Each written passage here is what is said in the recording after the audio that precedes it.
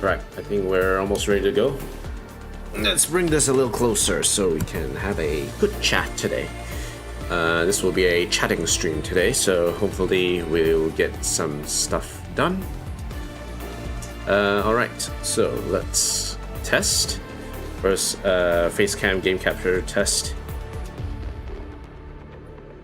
Infield capture face cam test. Okay, all good, nice.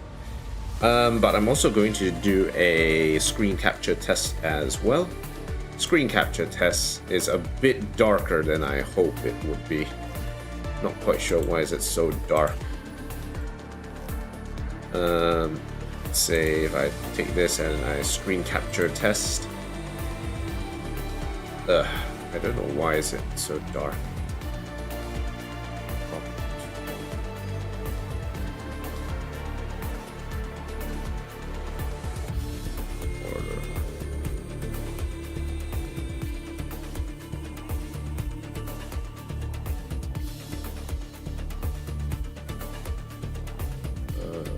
It was the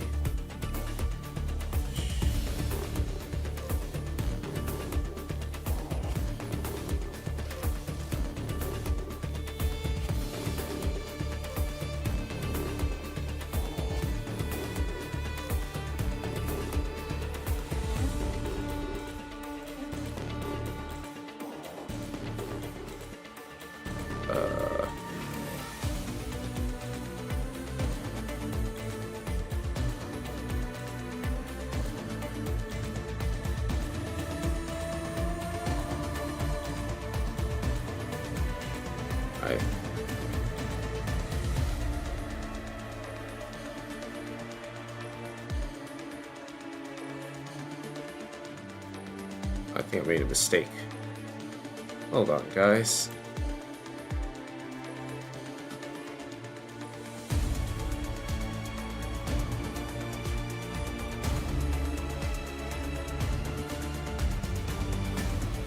Okay, yeah, all right, fixed.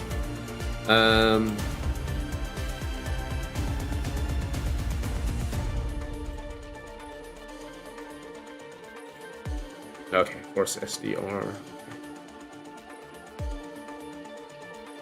Okay, brighter. There we go. Alright, let's get it done. Okay, so we'll do this. Okay, we can begin in 3, 2, 1. Hello everyone, and welcome to another Gozu-san on the decks with your host Gozu-san. And today we are going to play more Arknights Endfield. Today's gonna be a little bit of a different stream today. We're gonna do a little bit of dailies for Arknights Endfield. But what we're gonna do, what I'm gonna do is I'm going to do a bit of my thoughts and feedback about version 1.3 and Arknights so far, as well as what I hope to see in version 1.4 and in the future. So, without further ado, let's just get some of the dailies done here. I've already done most of the dailies. Just need to clear out some of the friend stuff. Administrator, may I? Yes, you may, Sahi. Fluorite. A little gadget for you. Okay, and finally Camille. I can hear the currents flowing through the cables of Dija. I'm gonna toss in the cupcakes. It's not a parting gift, I hope. Okay, alright, cool. So those are the gifts done event-wise. We have the last 2 missions now. So all cycle missions have been updated, so you can actually get this thing now, Ancient Contract. Oh, the last one is pretty interesting. Tremor, Mire, so no dodge, and Partition. That's gonna be fun. But yeah, contingency contract, all the stuff has been released, so you are able to enjoy it to the best of your ability. Fairy Tale, Carly's Fairy Tale should also be fully released, I think. I might be wrong about that, but we should be done. Take photos. We'll be taking lots of photos today, this week anyway, so yeah. Okay, so Any orders? Any orders? Credits. Nah, no. We're gonna look through the credits. Past missions. No, we're good. Okay, cool. I think we are more or less done. I will just do the sanity dailies, and I think, yeah, we can close it out from there. So let's do that.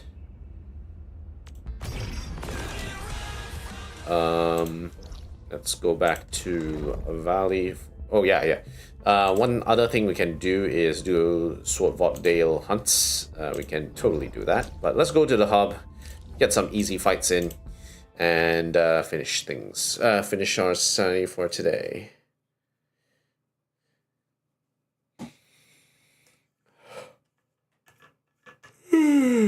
Oh, so tired.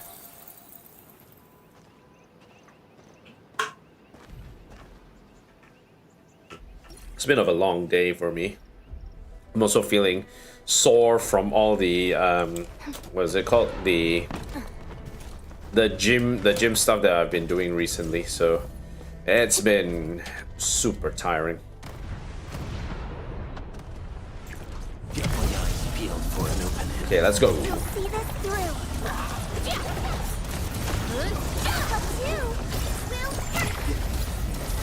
Inferno. An outstanding performance.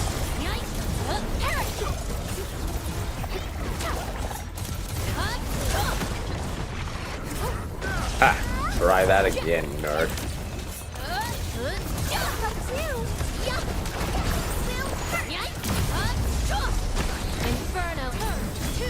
Boom. Ow.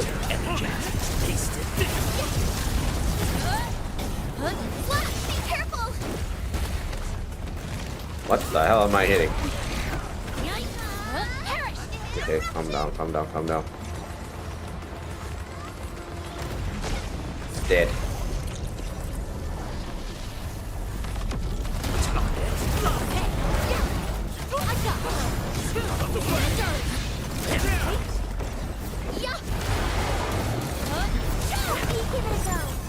Dead.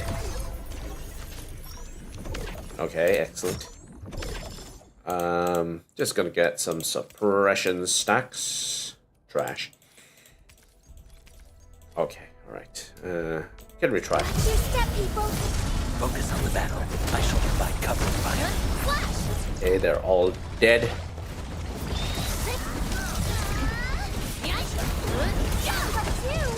And boom. Everyone died yet? Nope, not yet.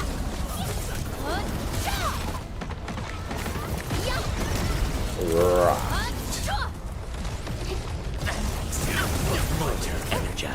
Ah.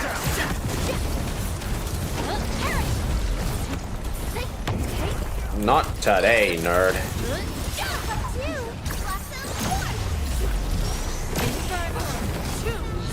Kaboom.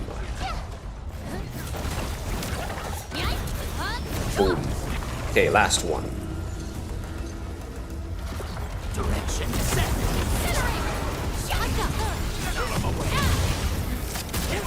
Haha. Great teamwork. Nope. Okay, grab this. Suppression. Lock dish. This one trash. Nice. Okay, cool. I think, yeah, let's go one more round, one more thing. Sword Vault Dale, all things good, all things nice. They're all dead, right? Right. I think they're all dead. Hear that sound?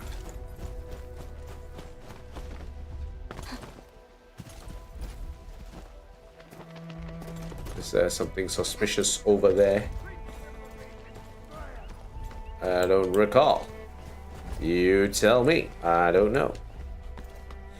Okay, let's go back to Sword Vault Dale. Let's do a little training there. Might as well get a few more sock bills on the side, and also practice what we have. My arms. Why did I exercise so hard? So many muscle groups that I shouldn't have exercised yesterday. Okay, let's go. Draw. And draw. Double. Oh, off. Nope. Abandoned.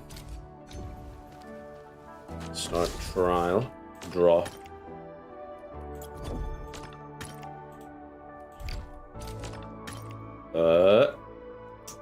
It's 9. I think we can do this. Yeah, it's relatively simple. Nah. I got greedy, haha. Draw. Draw. On. Draw. Yeah, Do what you must, Professor. let's keep it at that. Everything I can to help. Okay, kill this guy.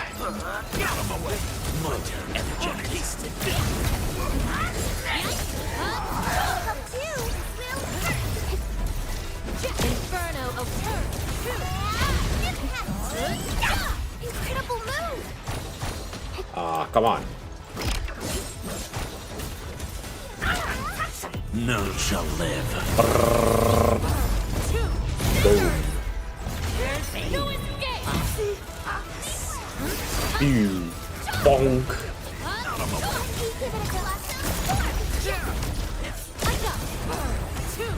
Boom.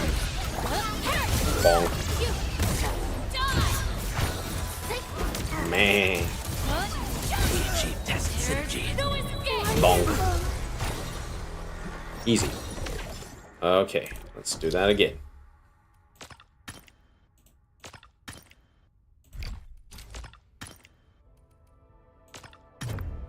Oof.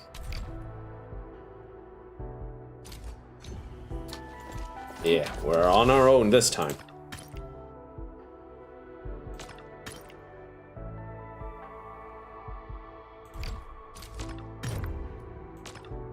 Right, we have to force it. Eh. Whatever comes next, better be. It's hard mode. Okay, today, Cloud Stalker and Axe Armor Beast are the two main targets that we need to focus on here. Okay.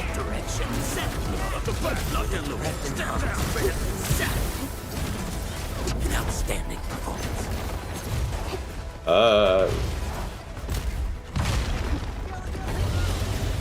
Circuit amplified. Your end is nigh.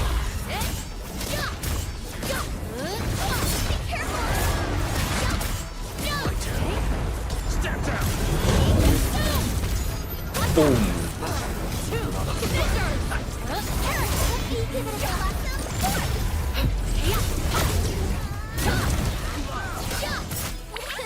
Please help, Mr. Dolly! Be consumed!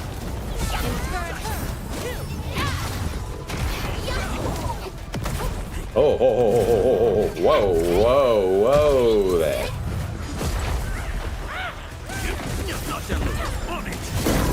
Haha. Dead. Okay, blow it up.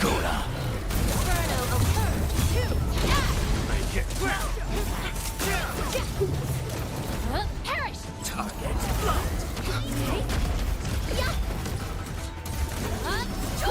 Okay, come here.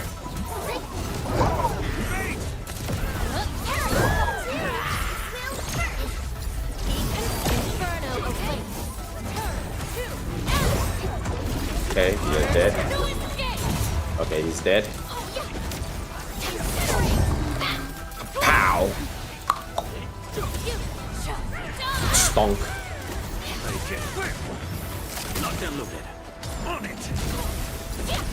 Kill this guy. Yep, he's dead.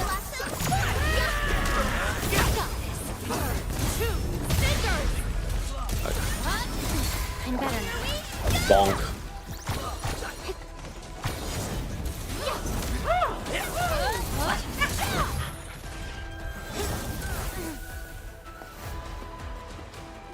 caught in haze fire, hey. Come on.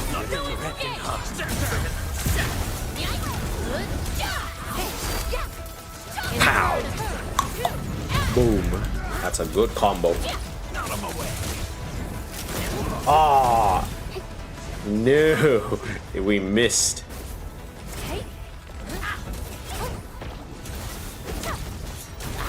Dead. Okay. Yeah, that was bad. That was very bad. We'll have to double. Nope. Yeah, that's not great. I hate trouble. Oh well. It's the luck of the draw.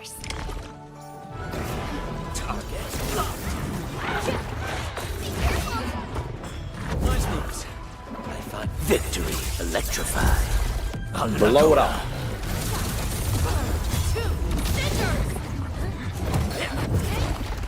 Melting flint. Pow!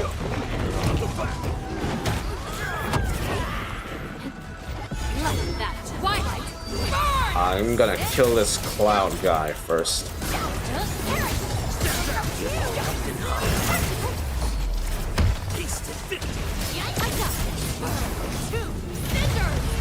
Great teamwork. This is deserving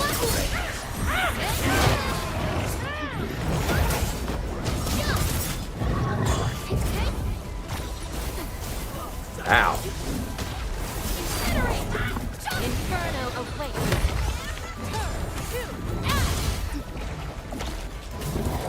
Okay, kill this guy first. And then this guy. Inferno awaits. Monitor energized. On it. Ow. Blow it up. Don't go too far, Mr. Dolly. Oh, I got this. Okay, good hit. Ooh.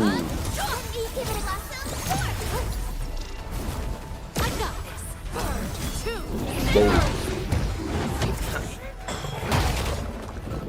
Direction set. Aha. Aha. Out of my way. Logic step down.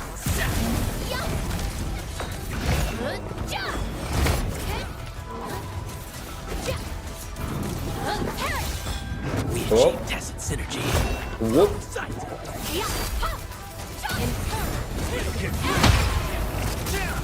Ow. Whoa there.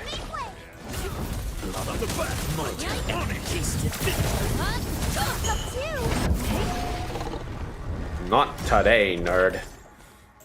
Well, unfortunately, that also includes very poor monetary returns.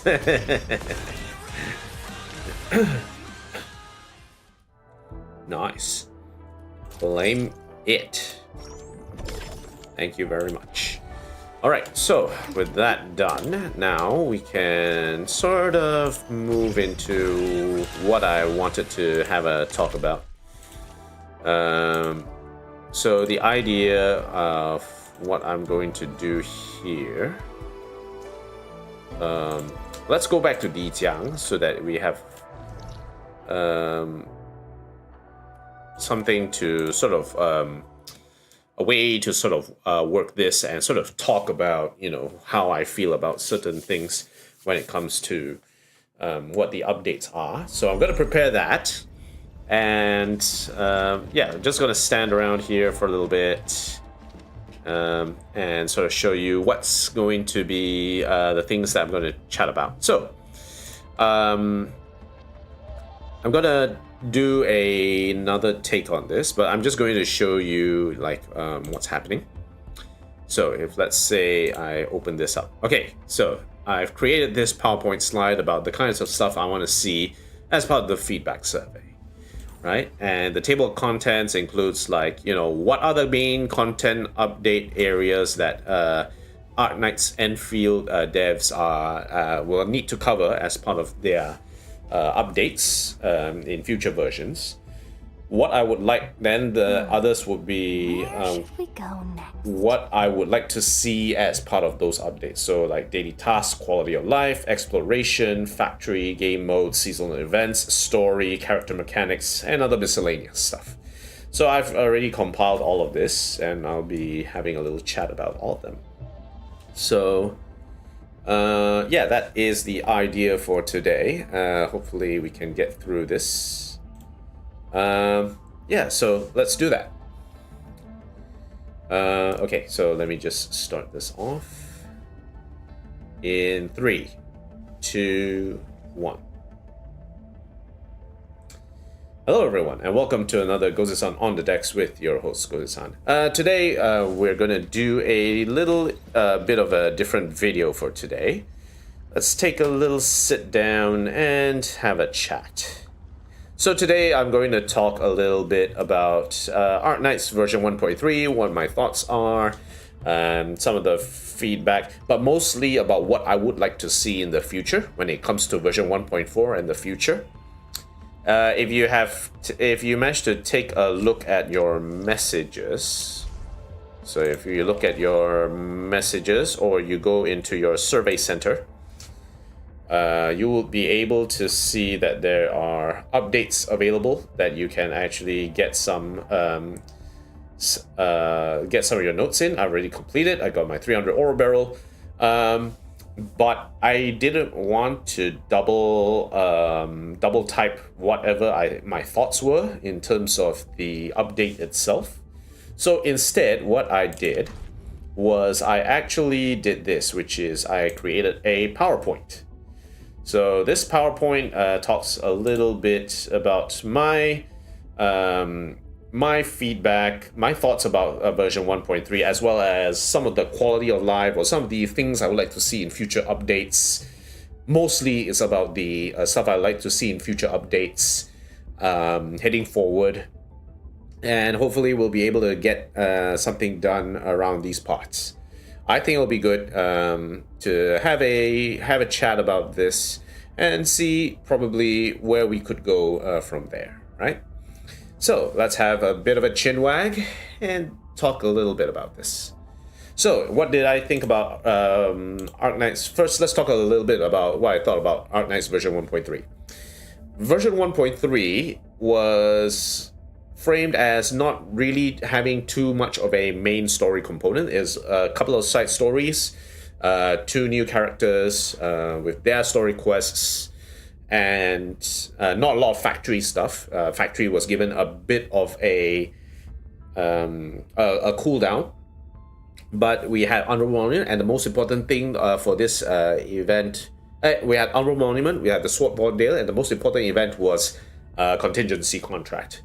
So this was mostly an update focused on mechanics and endgame difficulty. And I thought that Contingency Contract was delivered very well. I'm very used to... I've already sort of prepared myself for Contingency Contract, but I think Sword Vault Dale was... the trial of Swordmancy was the stage where I set myself up for success. I had an inkling of what was the risks that were possible through the early access videos that were released by some of the content creators for Arknights Endfield. And from there, if you've seen some of my streams, I was in Sword Vault Dale actually practicing some of these teams itself. I couldn't get exactly the kind of combinations that I really wanted, because I also wanted the trim medal for the Trial of Swordmancy event as well, which was a bit annoying, but yeah, I did learn a lot when it came to actually using that space to actually trial different ideas and different systems. And then Contingency Contract, it was great. You get to play different teams. The risk 20, relatively speaking, was pretty straightforward. You could clear it with any team. I created five different teams to actually clear risk 20 and above. I did Akekuri, was it Wolfguard Combustion up to risk 47. I did Op Team Z7 with Akekuri Combustion on up to risk 35. So then there's Estella Wolfguard Combustion risk 47 with Tang Tang. I'm trying to complete Dabhan physical with risk 40. I've done risk 35 already, but I want to do risk 40. I also want to try and clear Zhuangfang Yi electric team through risk 40. I think that should be doable, but I haven't actually completed it yet. I would like to see that being done as part of the next few streams, right? So contingency contract was great. I had a look around the grounds in terms of YouTube to see what were the content creators doing for those clears. How did they clear? What kind of content they made? Especially the content creators which were new to CC. I had a think about what they thought about it. Some people didn't quite like the fact that you kept getting nerfed as time went on.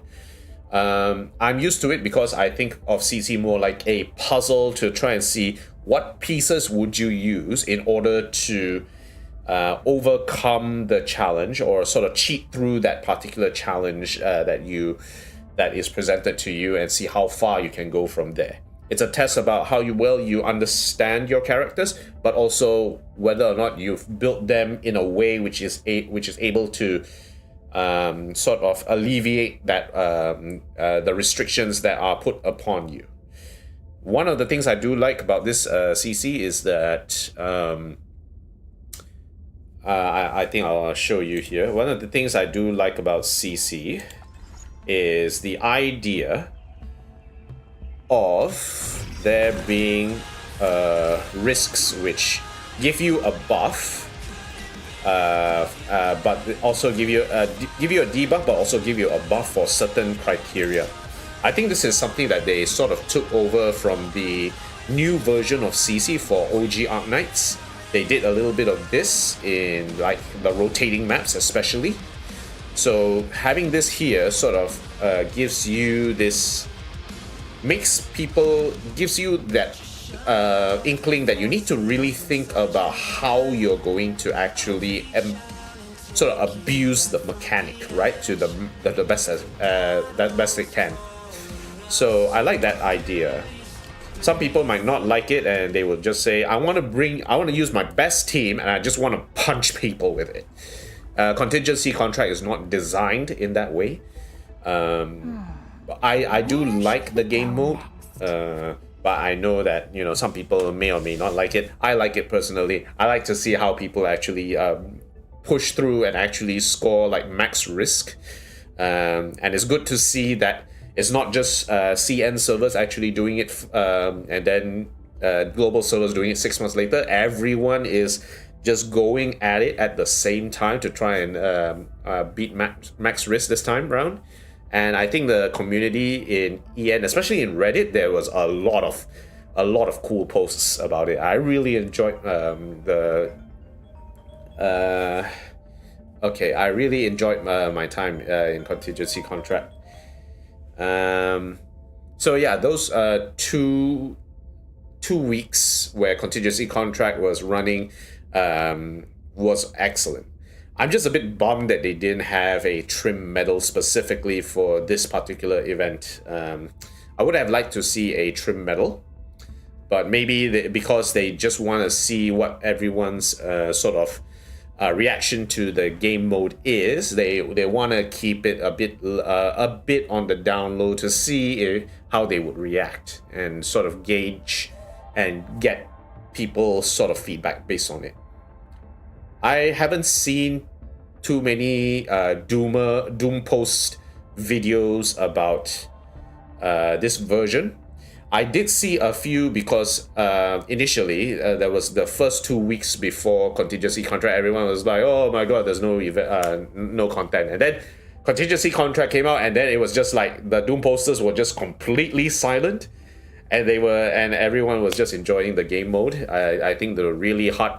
I think maybe it's because like those Doom posters, they do like to see more content that actually challenge them, or like continuous content that actually get them to sort of play more and more, or challenge themselves more and more. This is good game. I think this is a good game mode for that.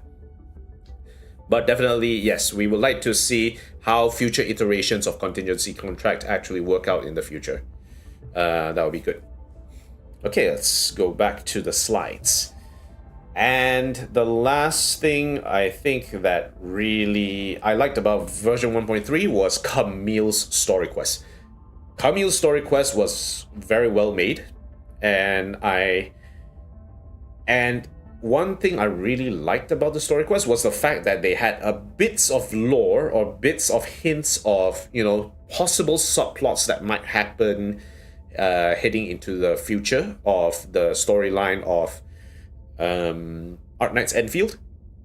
And because of that, there were a few lore content creators for Arknights Endfield, Ramen Blitz being one of them, Ashikai also putting up a couple of videos on it, talking a little bit about it. So having that lore concepts of Arknights Endfield sort of thrown into the mix, together with the storyline of what Camille struggles and his brother as well, possibly being someone that we will meet in the future, will be. And as well as the mystery around the Sarkas in Sheshka in Talos 2, and how they have this idea of what is this prophecy, right? What is the mystery behind it? What do the old Sarkas think? What do the new Sarkas think about it? What is that clash between old and new gonna look like? So it'll be interesting to see how that would actually sort of develop as time goes on, right? Okay, and that was my general thoughts for version 1.3. There wasn't so much, too much in terms of the factory.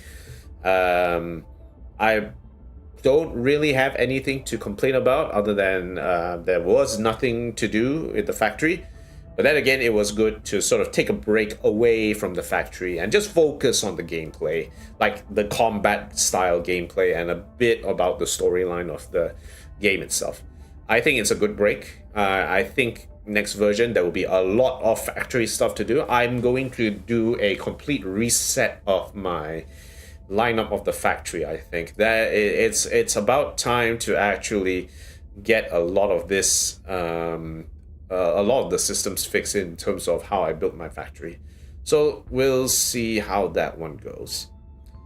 Anyway, on to my feedback, what I put in the feedback for the survey and what I like to see in future updates.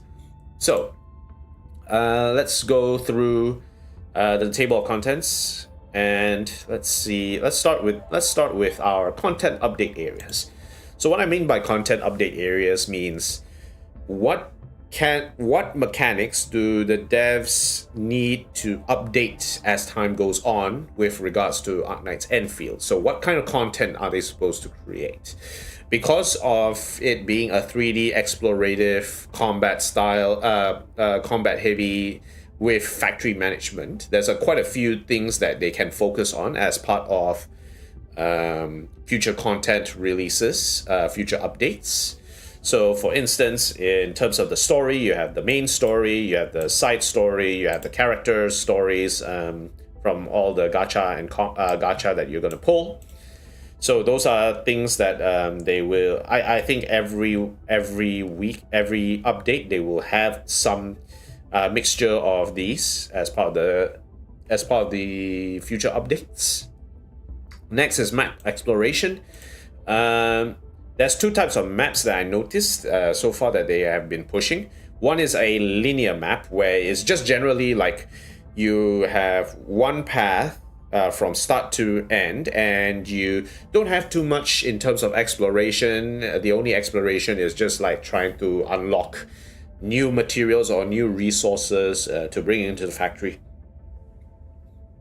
And usually these linear types of maps, they are used mostly for side stories or character, not really character, mostly side stories. So you think Test Area, that's mostly linear.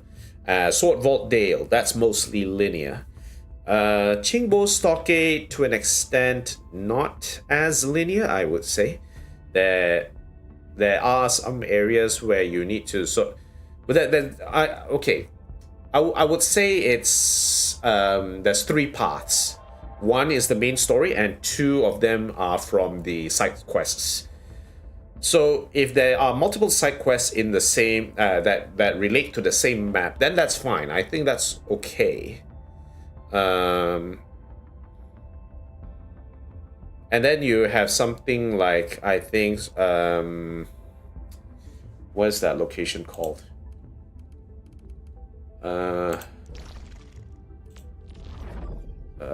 Marker Stone. Marker Stone is a bit more open-ended, but I feel like Marker Stone could be... I would prefer larger, expansive maps like Wuling City, for example, or if you go to Valley 4, something like the Hub, where there's a large amount of space you can sort of traverse. Power Plateau, not really Power Plateau. Origin Load Spring is decently large and expansive, with a few branches of storylines available. So I like these kinds of maps where it's not as linear. You have a bit more room to maneuver and sort of explore the area, open it up, and sort of meet up with like hidden secrets or hidden quests or those kinds of things. I like those. I like to see more of those kinds of maps. That will be part of the areas I would like to have a look at, but we'll talk about a little bit more about the expansive types of map exploration a little later. Gacha and combat. So far, in terms of gacha and combat, generally we have about like 2 characters per patch, except Zhuang Fangyi was 1, but on average per patch you have 2 new characters as part of the limited gacha. And the combat for each of those characters has been quite varied and different and very exciting. So I'm quite happy with how they are pushing up the idea for gacha. I will talk a little bit more about what I would like to see in terms of new characters or ideas about how they can apply in combat later on. But so far I'm quite happy with the characters they have designed, so it's pretty good. Factory building, new products, recipes. Version 1.4 is going to be huge because we're going to have a new type of product, type of resource, which is gases. We'll take the gas and then we'll create new products out of this. Hopefully we'll see some really good ones. But and then more quality of life with the factory building. I'm quite a novice. I'm quite a noob at factory building sort of systems and games. So I wouldn't say that I have the best ideas of what good factory building quality of life would look like. I think people who play factory games more might have a better idea of what they would like to see. But I do have a few ideas of what they could explore as part of new quality of life or new concepts for factory building. Events, specifically limited time events. End game, we have contingency contract, which is a limited time end game, but we would also like to see in the future more end game which is replayable but also permanent. So think of like IS or what is it called? Reclamation algorithm in OG Arknights. We'd like to see more. We'd like to see what the devs, how the devs want to cook up the end game, which is permanent in Arknights Endfield. but I guess we'll have to wait a little bit until that actually happens. And then finally, other quality of life, miscellaneous, mostly related to like daily tasks and such. They did make daily task completion in the recent update, which was good. I think that has actually been a sleeper change that has been pretty good. It's not that hard to complete the daily tasks for Arknights Endfield or before this, but version 1.3, you know, I still appreciate that they do something like this, right? Yeah, okay, so these are the areas where the devs can actually do the content updates for the game itself. So let's start talking about. I want to start talking about what I want to see as part of future updates in Arknights Endfield. And if you have any ideas of what you would like to see as well, you can put that in the comments. I'm quite happy to sort of engage, have a think about it. I'm sure a bunch of other people have like good ideas thrown around. Of course, Hypergriff have not a lot of hands to try and implement all the good ideas, but they have to pick and choose. But I personally think mine is the best. Okay, so no one shall diss my ideas. Well, let's go.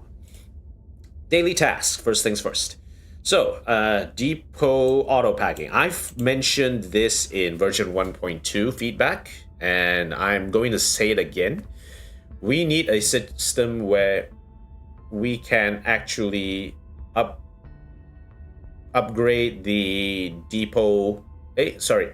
We can allow us to just select 1 or 2 items that will be automatically packed and sent out immediately for delivery by other people, right? And then make sure that when we send it out, it's the highest possible payout by default, right? One person mentioned that to allow us to accept and deliver multiple packages in one run, especially if they start from the same package location. Let's say if you take all the wooling stuff, you can actually get a bunch of stuff from woolings, for example. Give me a second real quick.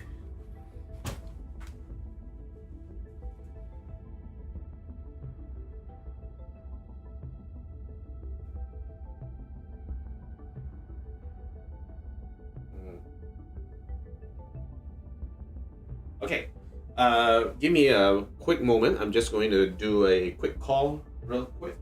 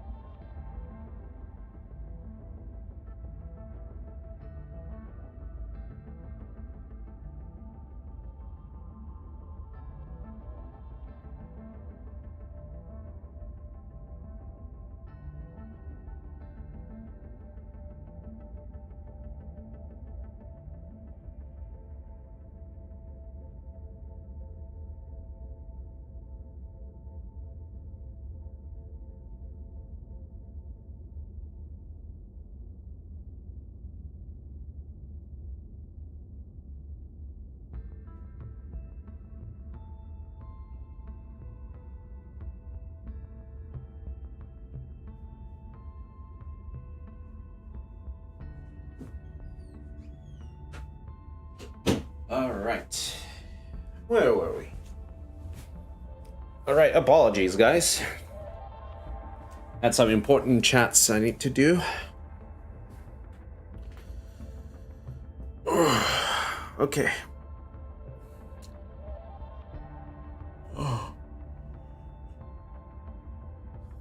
I'm having some major muscle strain from gym, so I'm hurting a little bit, but I'll try my best. Okay. Where were we? All right, we're back. Sorry about the slight delay. Let's continue to talk about the daily task, quality of life stuff that I wanted to see in the future. So, as I said, we choose one or two types of products, and that will be auto-packed for us, and then will be auto-sent out to people. So, different regions, we can choose 2 items taken from the depot, packed in, and then that will be sent out. And then we can also should have the ability to accept and deliver multiple packages in one run. It's not too hard because then we have a situation where we can actually take more, and then all we need to do is to just create some interesting zipline placements that will allow us to do multiple things at deliver to multiple areas at the same time. That is fine, and I think that that should allow us to save a lot of time rather than just having go one and then go back and then go again, then go back and then go again. Especially in Wuling, where the distance to deliver stuff is quite long. Having this will allow for a lot of time save and rewards people who actually can design their zip lines in such a way which allow for like one continuous loop or connection to other delivery points. I think it will be a good change. Next up, auto marking essences as trash. Now, whenever you get, let's say, let's take a closer look at this. So if, let's say, in your valuable stash, you get stuff like this. Let's say 111, right? Only 1 bar per line.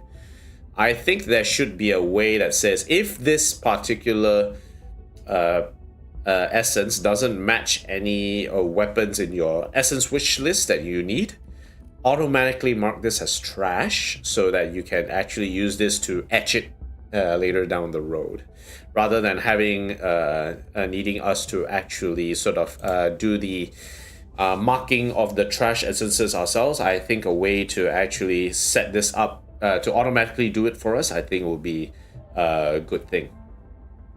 So there's 2 modes that I would propose. One would be to mark them immediately if an essence gain only has 1 bar for each of the 3 lines that don't match a weapon in the essence wish list.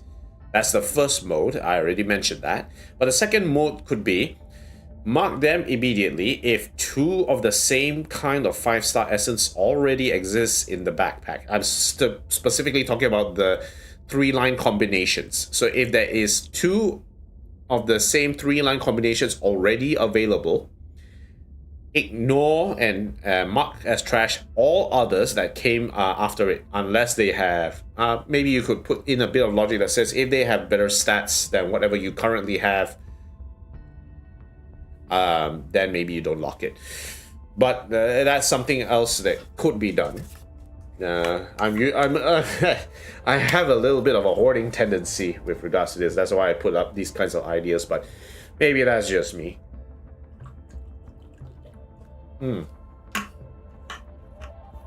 Yeah, but it's a good way to sort of prep for future weapon stat lines, or if there are weapons with duplicate stat lines with other weapons. So that would actually be good to use heading forward. Next would be sorting priority for friends to visit. Less scrolling to get credits. Right now, one of the main issues I have, if we go to the friends list, is that it will show, it doesn't prioritize showing those which have clue exchange as well as cabins to assist. at the same time on the top. There it's interspersed between those which only have like clue exchange or those with hatch which only have cabins to assist. So I think that logic for sorting friends needs to change so that people can get their credits a bit more easily without needing to scroll that much. So here's what I propose. So this is the sorting priority in the future. Put up friends who have both active clue exchange and cabins to support at the top, so there's less things to scroll. And if you've already visited that friend and accepted their clue exchange, you can just bring them to the bottom again. And then second to prioritize is friends who have active clue exchange.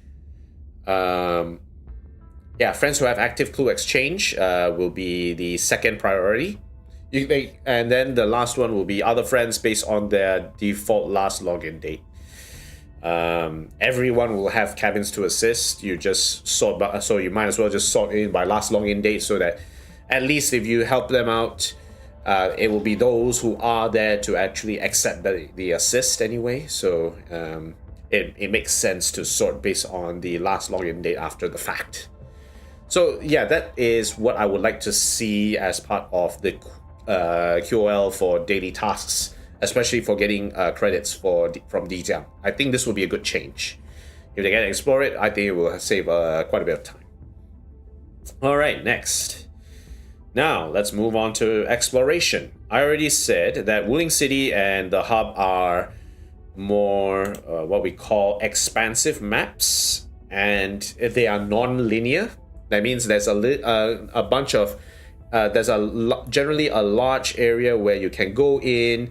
Maybe there's a bunch of sub-quests within that particular region itself, wanting you to go to little areas around the map that you don't usually sort of explore. And I think it's good to have more of those. Recent map additions like Sword Vault Dale or Test Area, they are all mostly linear, and they only cover they have like one or two side missions together in that for that particular map. I like to see more of those larger maps with multiple points of discovery and multiple storylines or submissions, the like, right? And for quality of life for exploration, show stats of deployment limit of buildings in the overworld map in AIC mode or when placing or moving buildings. This has become a big problem in Wuling City because we've had so many. I've had so many of the place is quite large, but you have to put a lot of zip lines in the city in order to deliver stuff because there's such far distances, and the points to deliver to are also quite far away from each other. I think understanding what that deployment limit of buildings is, especially like the cap for all the entirety of all buildings placed in the map, will be important as a reminder to say, okay, look, we will have to sort of have to think a little bit here of how you actually put up the zip lines. This can also extend to AIC area and outposts. The Wuling City AIC, I've maxed out on my placement limit as well. So 512 is the limit, I think, if I remember correctly. And it doesn't really obviously say whether or not you've actually hit that 512 limit. It's very hard to see. So I would like to see that stat actually included in the calculation of what is happening in the AIC. So hopefully we'll see more of that as part of future updates. Also having and this is a thing that I would like to see heading forward as well. Have the turrets automatically stop drawing power from the AIC if they are fully charged via pylons. Let me show you what I mean by that. Now, some people would automatically say, hey, why don't you use batteries to power the turrets? And I say, heck no, I don't want to keep bringing batteries all around the place. I don't want to do it. So let's say if we go somewhere like Qingbo Stockade, for example. Here's an easy one. So if we go to Qingbo Stockade, and we go to the Energy Alluvium site to farm for essences, usually you would put like turrets all around the area, right? To help you to farm. So one of the things that really grinds my gears is the fact that when you connect your turrets to the pylon, you can see that it actually uses quite a bit of energy. And if you look at the turret itself, you can see that if you use pylons to charge it, there is a total amount of charge that it has, the amount of energy it uses from the charge to attack. And right now, because it's all idle, I'm not actually using it. It's still drawing power from the grid. So you can see up here, 8,000 energy being used, and I need to use 9.8k of energy in order to power everything. I think it's a good quality of life change if, let's say, these mortars aren't currently firing at anything, and it won't, and they're fully charged, that they shouldn't draw any power. Yeah, I think that is something that that should be done as part of the change. Now, of course, if you're offline, it doesn't really make a difference, and usually you will only see the turrets firing if you are in line of sight of actually seeing them shooting something, right? So maybe the devs have to work out a bit of logic around how that would actually work, but I think it will be a good change for a future update heading forward, and it helps to save quite a bit of energy and save a bit of effort of those who are already setting up to sort of, you know, wanting to farm stuff on the fly. I think it's a good change. All right, let's move on to the next part. So then we move on to the factory. Now, the item control port, the ones that say if the belt feeds this particular item, let it through. And you can also limit the amount of items passed through that particular port. So up to 5,000, for example.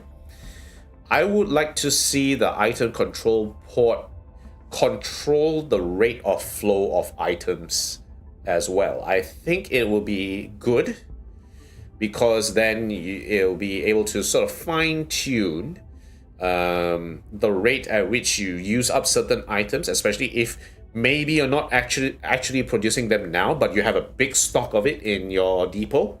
So you want to slowly create stuff so that you don't accidentally drain everything in one go or over a period of time. And I think that will be a good change for that particular item.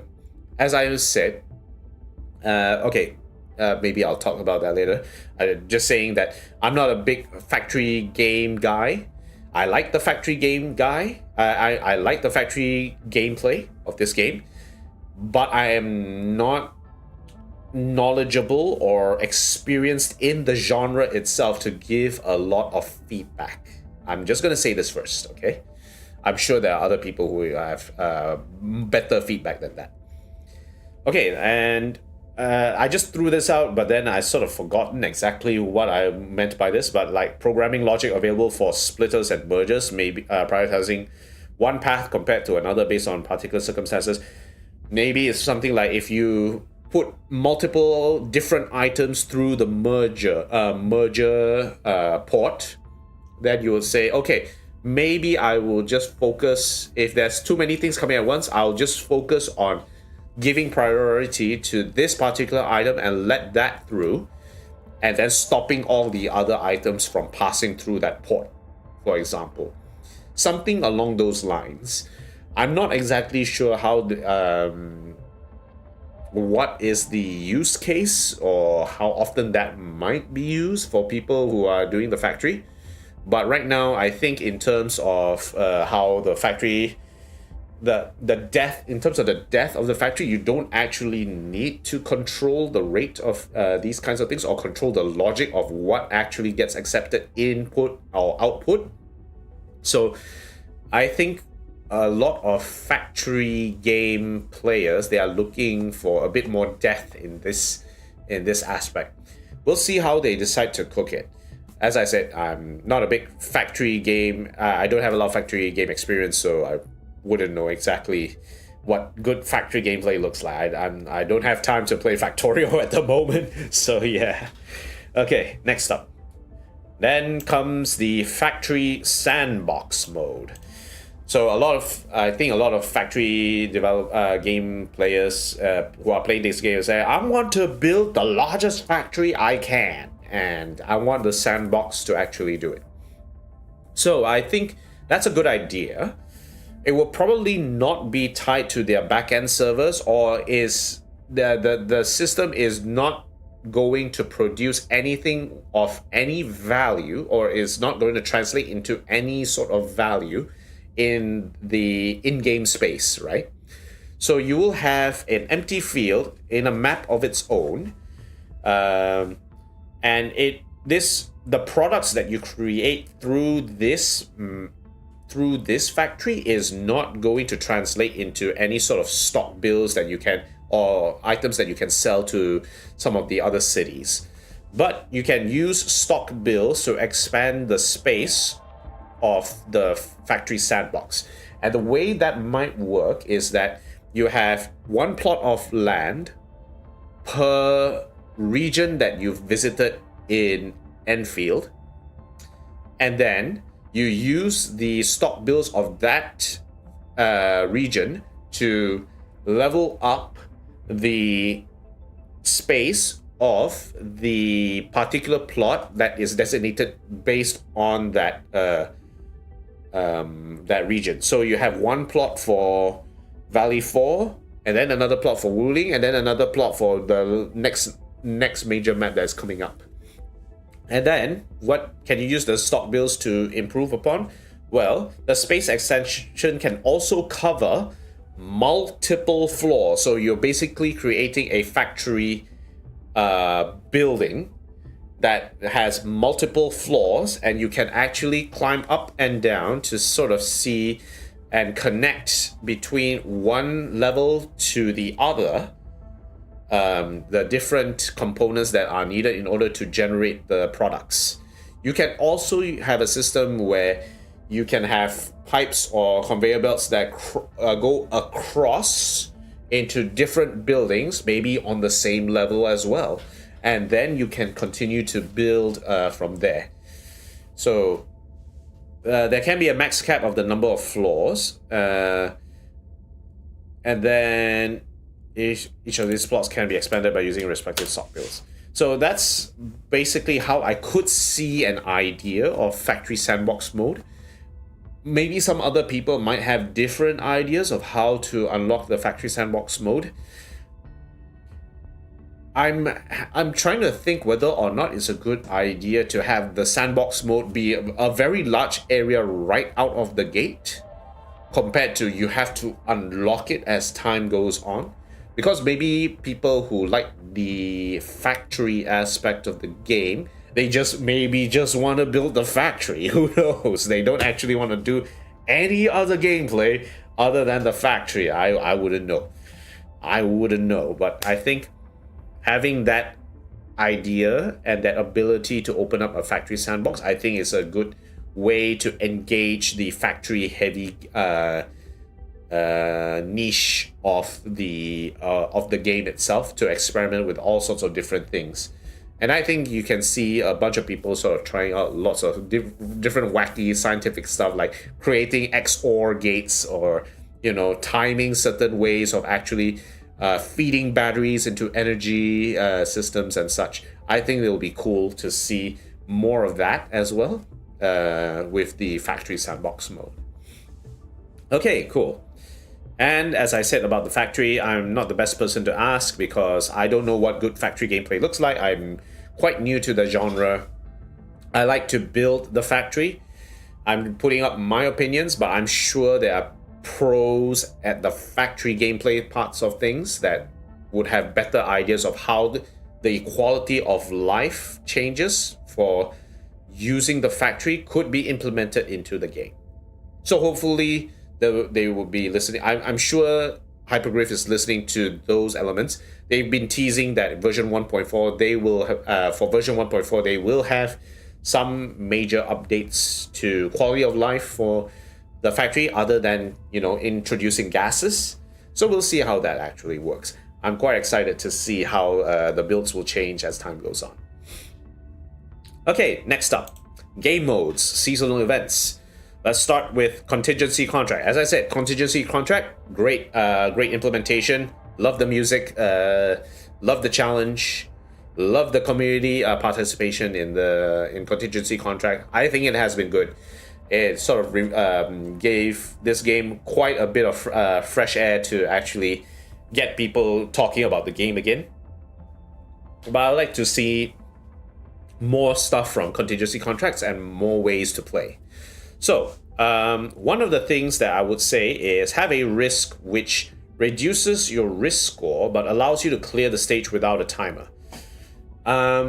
In OG Arknights, there have been support risks in the old version of contingency contract. You have what's called a support risk, where if you take it, you basically, if you clear it, your risk score is just basically 0 every single time you pick that support risk, but you can actually try different ideas with different risks and then see how far you can go. I think you could do something similar here, where it at least halves your risk score of what you get. It gives you 0 timer, but it will give you 0 timer, no timer. So I think that's a good. I think I would like to see this, even though, like, you say, okay, you know, you have the no timer, any team can clear it. That's the fun part. I want to see any team clear it. You have let me solo her runs, maybe with level 1 Chen Qianyu, or you could have, you know, all sorts of wacky compositions to see how far they can go. Or you could have a situation where people actually just go absolutely masochistic and see how long they can dodge a particular boss for as long as possible and survive for as long as possible. You'll have funky runs like that, and I want to see how people go crazy in those kinds of stages. I think it will be a lot of fun. And I think it will be a good change. I think I do like the challenge of, you know, clearing on a high score still. So I would still, it's okay if by default there is a timer. This is just a support risk that they can select if they don't want a timer and want to do some crazy shit, right?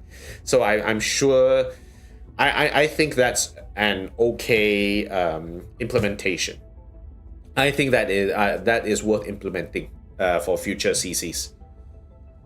And then talking about contingency contract, we can include risks which promote crowd control as meta.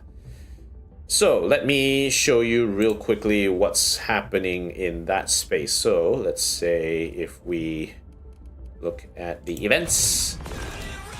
So we have currently in our CC, we have these risks that says an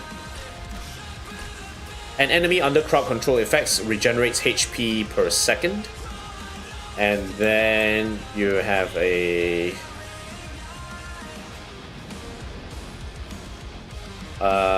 situation where it's like enemies movement speed plus 100%. Enemies also do not suffer more than 25% max HP of damage. Well, not really that, but yeah.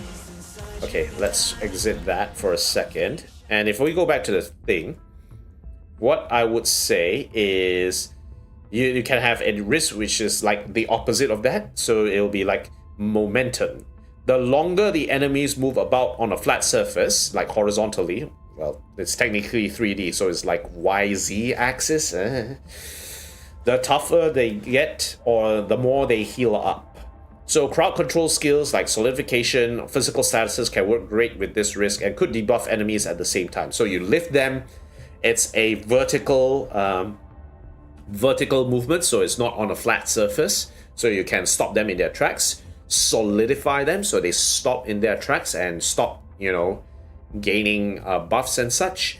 I think could be an interesting challenge to add on in future CCs. It's like the opposite of, you CC them and they heal. It will be you freeze them and they stop healing. So if they keep moving around, they keep healing or they get tougher. If you stop them in their tracks, they weaken or they stop healing. So something like that. And then you have what's called freezer burn. So in this version of contingency contract, a lot of cryo teams weren't like freezing and cryo teams, full cryo teams weren't as meta. You still have to weave in another element if you're looking to run a cryo team. But one thing they could do is they could introduce a risk called freezer burn. So whenever you would suffer solidification, instead suffer combustion instead. So basically, you are so cold, you actually get like burn damage on your, you get burns on your hands or on your flesh sometimes, right? And here you can use a cryo skill to dispel it. Now, obviously, because of the mix of enemies for this particular CC, cryo infliction is the main thing. Maybe in future CCs, cryo enemies are not really a thing. We'll have to see if that actually that they would probably change up the risk from that. But that could be an idea of taking solidification and turning it into a different challenge altogether. So if you suffer combustion, what would be the best way to do this? Do you want to just focus on healing it outright? Or do you want to use like just pure cryo team? So there's two ways to dispel it. Focus on healing or focus on cryo to dispel it. So there's two ways to do that. Okay, cool. There's more in contingency contract. Talking about no dodge risk, I'm okay with no dodge being a part of the risk pool for CC. However, it should only be considered they need to make sure that enemies presented in the stage can allow for movement mechanics that allow for this risk to be allowed. That makes sense. It makes sense for this risk to be there as long as you know how, as long as there are techniques to dodge the attack. So don't include it if the enemy has wide range on their attacks or CCs the character as part of their attack. So something like I think the giant monkey, he roars and then he CCs you. So if you he's a pretty big bulky unit with probably a large hitbox on his attacks, so it's going to be hard to actually dodge it, well, unless you have defenders. But of course, you must make sure they allow for defenders to actually go. If they have ways that the risks must have tactical ways to counter the CCs introduced in the challenge. So right now in this CC, you have, if you use anything other than cryo, you can dispel the solidification. If you use defender blocks, you can mitigate a lot of the damage if you are CC'd, for example, if you're crowd controlled, for example.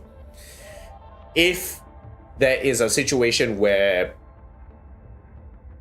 both of those are not available, so you cannot counter the crowd control with another skill or an elemental skill, or they block defenders, like defenders are banned this CC, I think this could be problematic.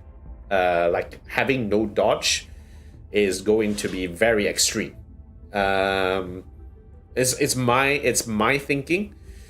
As I say, I'm okay with no dodge, but I feel like it has to be used in a way which makes sense.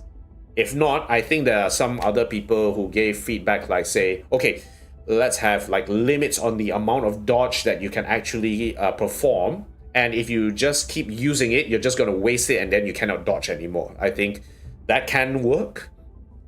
I'm not quite sure exactly how that will work in practice, but you know, that's some ideas that people are throwing out there. So yeah. Okay, and then another one would be include more risks which change enemy behavior. So for example, in OG Arknights, in Contingency Contract 10, the old Contingency Contract 10, which was Operation Dawnseeker, we are based on the nighttime arena stages where we need to shine a light in order to figure out where to go. Now, Dawnseeker has different risks for the attacking behavior of the two main elites in that particular main stage of the map, which was the Tola the Kagan Knight and Viviana the Candle Knight. So you can choose like risks for the Candle Knight, which allows her to use her special without needing to charge, so she just immediately blows up the character in front of her or something like that if she's blocked. And then Kagan Knight will summon more of his minions, and will also attack from the shadows if you're not careful. So having more of those kinds of risks rather than sort of saying, oh, I'm just going to add the red version of the Scorpion or the Charger for Agaloy, for example. Though that I understand that they can't really be CC'd, so it does help out if you take the CC.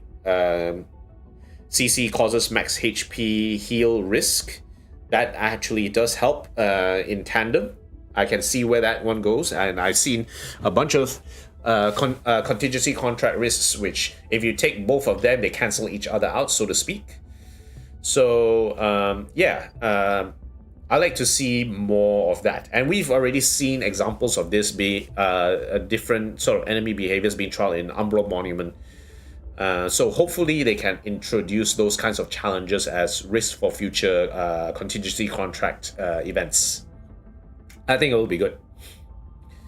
I still have a couple of things I'd like to talk about with contingency contract actually.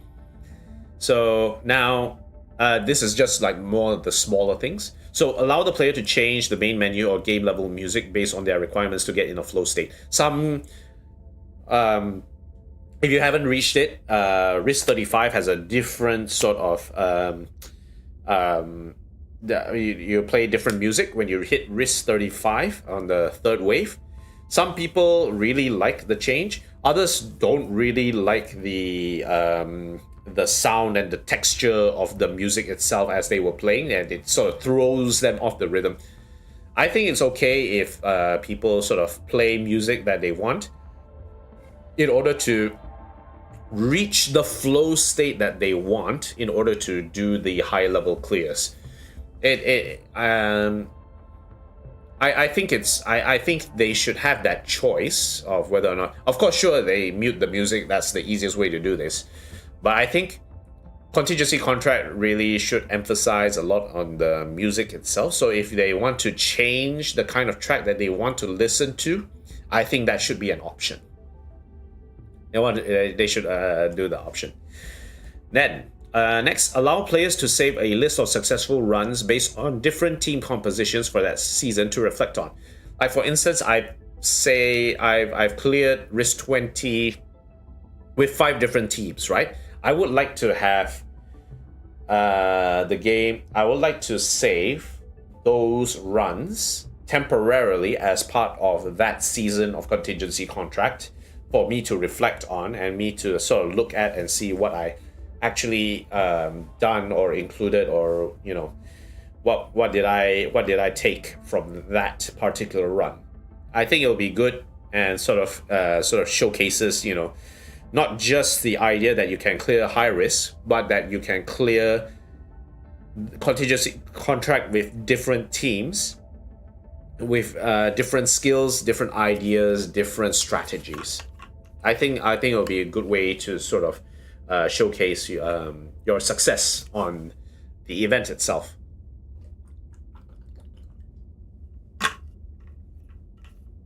And then lastly, this is just something that I wanted purely for my amusement. include a dedicated map area for contingency contract missions. So let's say if you're going in the overworld, you're maybe in like Valley 4, the hub, and maybe there's like an outcrop here or something like that. It would specifically, if you go in there, is for contingency contract rather than just like here. And the reason why I would I would say something like this is because I want there to be an office where you browse through the missions you want to take. And the office is like overseeing this large like performative stage or arena where the main CC theme for the season is played by a virtual band with like fans in the background cheering or something like that when you as you select the risks. It's not that important, but it will be really it will sort of stick the crazy vibe of, you know, CC having like banger music every single season. I think it will be a lot of fun. I'm sure they're probably just gonna pass on this, but one can only hope. I really like to see it. I'm sure it'll be a lot of fun. Okay, next game mode to talk about. It's Trial of Swordmancy. I like this game mode quite a bit, but I think there are ways which we can enhance it to allow for players to experiment with different sort of teams, like team compositions, as well as different challenges, and make it a bit more consistent, especially if they're going into free mode. If they're playing free mode, then there should be a bit more consistency so that they can actually try out different things. So here's how it goes. First things first, have the team heal back to full immediately after a battle concludes or when a battle begins. I think it makes sense having to go back and forth to the teleporter to try and heal out of it. It makes no sense. Just heal us to full. We're gonna fight again anyway. Just let us do it. Have a way to retry the currently drawn fight with a different team. So let's say I draw a team. I draw a fight. I fight it with one team, I lose, and I think, let's change the team up. I'm going to try it with a second team. I want to fight the same team again. I want to fight the same set of enemies that were drawn last time again, rather than draw a new set. I'm hoping that they can do that minor, you know, setup of remembering who we fought last so that we can try a different team with it and see whether or not we can clear. I think it'll be a good change. Include other risk data plates, including but not limited to, maybe a specific kind of character must be included or excluded as part of the combat. Could be based on their weapon, element, or role. Or maybe bonuses or debuffs applied during combat. So maybe they start with a fixed amount of ultimate bar or zero ultimate bar, who knows. They have less attack, less defenses. They can't bring specific units, for example, or something like that. So it'll be similar to like some of the risks that are currently in CC itself. So having that challenge on top of it, I think could be interesting to expand upon the variety of challenges that you'll see in Trial of Swordmancy. I think it'll be cool. I think it'll be good. But most important thing is free mode. Once you hit free mode, people should be allowed to manipulate the deck. What do I mean by this? So let's say, okay, let's head back there.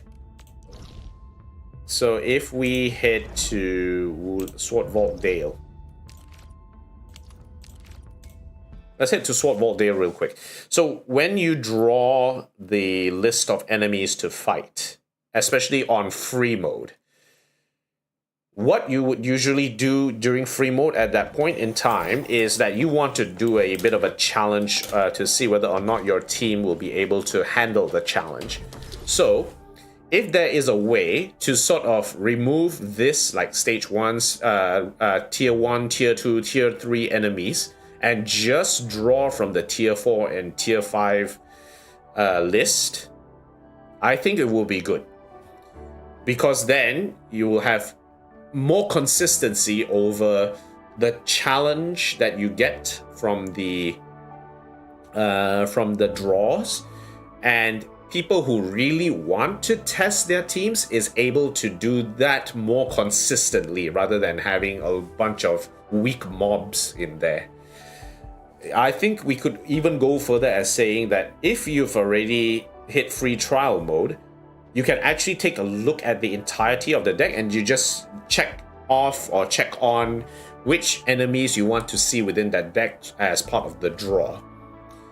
Now, I would also put a little bit of a caveat there that says this will only be available after the current player has got the trimmed medal. So after they got the trimmed medal, then free mode can allow for manipulation of the deck.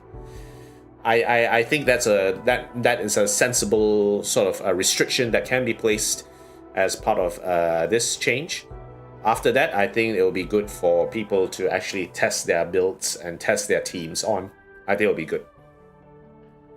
For more on Trial Swordmancy, another thing I would heavily recommend is if you have played a game called Hand of Fate. Hand of Fate is a roguelike game where you basically try and build a deck.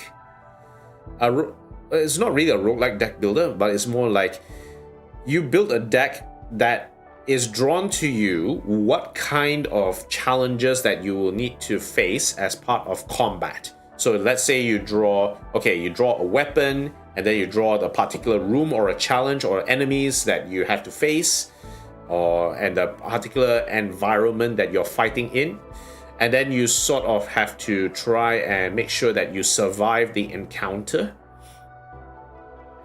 And this can go on for over multiple fights. So you can build a sequence of fights strung together, and that can actually result in a sort of replayability that can be added into this particular game mode. You can test people, challenge the player, test their builds, test their knowledge of trying to string together different teams. I think it will be a good way to sort of improve upon this game. So yeah, do check out Hand of Fate or Hand of Fate 2. I think it will be a good way to sort of expand upon the Trial of Swordmancy and make it a bit more or a bit meatier in terms of how much replayability this mode might have in the future. I think it will be good. I think it will be very good if they implement these kinds of concepts. Okay, let's talk about a couple of other game modes that I have in my mind. Okay, so this is a new Annihilation type tower defense mode. Let me just go back to the normal Lijiang area. So, let's talk a little bit about this seasonal game mode in my head. It's similar to Annihilation in OG Arknights, but it'll be Enfield flavored. Let me explain. So, let's say you have a map, right? If you remember all of the outpost defense defense modes that we actually had to do for like in Qingbo Stockade, where we have to block enemies with turrets, try and defeat enemies with turrets.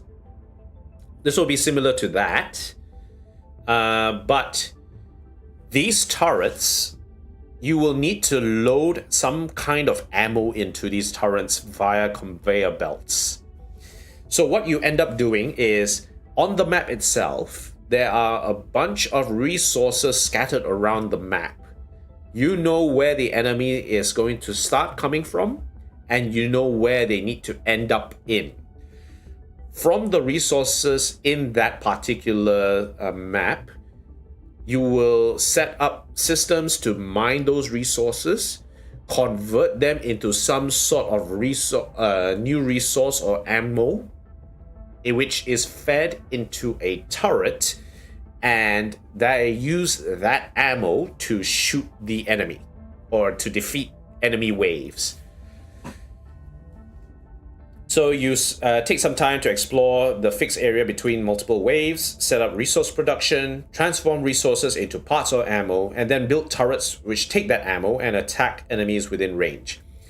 Now, it's not as straightforward because some of these maps have stage hazards, like maybe you can't build in certain areas, or you can't build turrets here because it's too tall, or maybe the road is bumpy, so putting conveyor belts easily in that area is a bit hard, for example.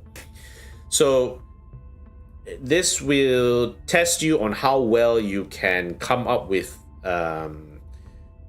very creative ways to sort of do the placements of your turrets, your placements of your conveyor belts, your placements of your buildings to try and make new resources for the turrets to use, all that sort of jazz. So they players are tested with their knowledge of factory process, not just knowledge of factory processes, but also strategy of how to use those resources in combat. I think it will be cool. I think it will be very cool. And then in between waves, the player will earn stage currency. They can use it to enhance, upgrade certain buildings, unlock new turrets, maybe even unlock new areas of the map for more resources and building space. So for instance, this stage currency can be used to enhance buildings, so they can increase the input or output rate of products, access to new resources in different parts of the map, increase their firepower, or change the mechanics of certain turrets. So maybe instead of a turret slowing down an enemy, it will shoot acid. We have those kinds of turrets already. Or maybe it enhances like the beam turrets, for example. Those kinds of things. I think it will be cool. The player can purchase bombs to break open new areas with more resources to mine, and allows for more space to place buildings. Or maybe you could use those bombs to attack the enemy, who cares. But if you open up more space, then you have more space to build, more space to mine, and more resources available, so you can feed ammo into those turrets and maybe overload them if you really want to, so they have increased firepower because of the amount of ammo that you feed to them. It'll be cool. I think it will be cool. So this will be a seasonal thing, and if you clear it, you'll be rewarded with the usual gacha stuff that people, please, I want some more. Oral barrel, please. Weapon sets, please. And then that can be refreshed every week. And then you get more of that. Similar to Annihilation in OG Arknights. I think that will be cool. I think it will be a great thing to introduce as part of the gameplay. I can see quite a bit of potential in this idea, but it will take a lot of time to sort of implement, I think. There will be a lot of testing, a lot of systems that need to be figured out as part of matching these requirements. Okay, cool. That is that idea for a new game mode. Okay, now for Delver of the Cryptic, the puzzle mode events for the game. One thing that I was really hoping, it was a little bit of a missed opportunity. There was a part where Enmin and Camille in Camille's story mission, where they had to go along two different tracks. Enmin had to fight the Bone Crushers in order to open up space for Enmin to keep moving forward. And I think it's a missed opportunity that they don't allow the player to play as both POVs of Camille as well as Enmin. I think it would be good to be able to play those two POVs sequentially or simultaneously. I think it would be cool.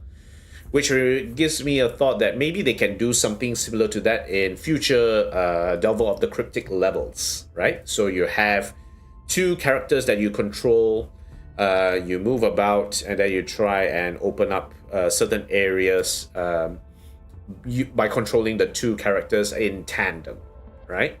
I think it will be cool. those kinds of puzzles are quite well received, I think. We have a bunch of like co-op kinds of puzzles anyway. I think they can include some of those. I would also like to see Hypergriff take on Portal type gameplay puzzles. We have one Portal type sort of puzzle level in the first Delver of the Cryptic set of challenges, but I'd like to see more of that, as well as more Portal style Portal gameplay, you know, where you can actually use portals or deploy portals to meet certain objectives. I think that would be cool. I think that would be nice. I don't know if that will result in them getting sued for breach of what is it called? Copyright, not really copyright, but I don't know exactly what kind of laws, but you know, I'd like to see more of that. I like to see more of that. Maze type puzzles can also be included, but I think as long as the player has a way to mark points of the maze, like beacons and such along the map for them to backtrack, I think that can be okay. More of those kinds of maps will be good. And I think putting like marker points, allowing the characters to put marker points for these kinds of maze type stages, I think will be good for future Delver of the Cryptic stages. I'm hoping to see more of this. I'm quite excited to see what they're cooking. I like the environments and the level design of Delver of the Cryptic, but I like to see more of these kinds of tricky puzzles being introduced in that particular game mode. Let's see how it goes. And last thing is combat targeting mechanics. Now, the targeting system in Enfield, I think we have been shown a lot of videos of flaws in the logic of targeting enemies, especially in contingency contracts. Supa made a video about how tricky it is to keep enemies on lock, especially if you're using a controller. If you're using a controller, you're gonna have a bad time trying to target enemies. That has been the experience of Supa in his video about contingency contract, where, you know, I feel so very sorry for him. But yes, now I will say this: I have not used a lot of I've not played a lot of games which require a targeting mechanic in a live action sort of sense. The only game where I've actually used, the only other game that I've used a targeting mechanic is Bastion, and Bastion is a 2D isometric game. But the targeting works well because you're also using the mouse as a way to sort of pinpoint exactly who you want to target. So at least there's some logic in how the targeting system of Bastion actually works. Bastion from Supergiant Games, specifically, I'm talking about that one. The ones who made Hades, okay? They made a game that was cool before Hades, haha. So, I don't really have an idea of what good targeting systems look like for what makes a game's targeting system good, right? It could be any. I'm sure people will give ideas of how good targeting systems work, and they may reference other games with their targeting systems as a way to sort of argue, okay, this is what you should implement, right? I don't know how that would look like, but a couple of things come immediately to mind when I think about what they could do at the very least. One is, when locking on the target to prioritize, when locking on the target to prioritize is the closest enemy in the current center of the field of view of the player screen. So, for example, let's say this is the field of view, right? So I'm in this field of view, and let's say that Estella over there is the enemy, right? But maybe Estella is on like the left side, but Ardelia is in the middle. So if I were to target enemies, if I click on targeting, I will be pointing as Ardelia at that point in time. But now you can see that Estella has moved in front. So that leads to the targeting system having to target whatever is in the middle, but is closest to admin at that stage. So at that point in time, it would be Estella that I would be targeting, right?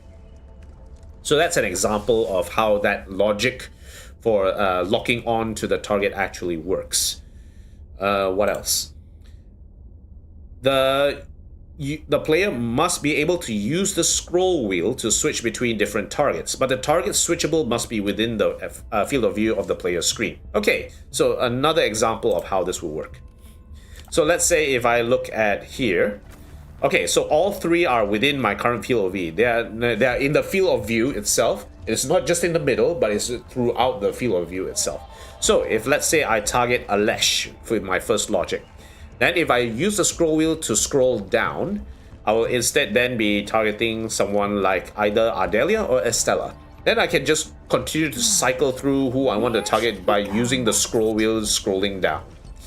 If I click on the scroll wheel again, I will stop targeting, right?